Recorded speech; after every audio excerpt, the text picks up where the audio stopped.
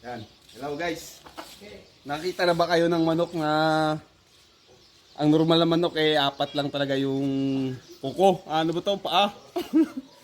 Pero itong manok na to, kakaiba guys. Ngayon ka lang, rare talaga to siya na klase ng manok. Kita mo naman 1, 2, 3, 4, 5. 5 yung paa niya. Tama mo, may mga kuko, hindi po nilagay yan. Sadyang nakaano siya dyan, tumubo talaga siya dyan.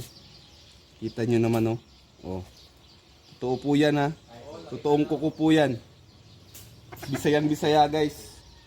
Pag ito, nilaban nyo sa sabungan, guys, talagang mag-uunahan sila, eh.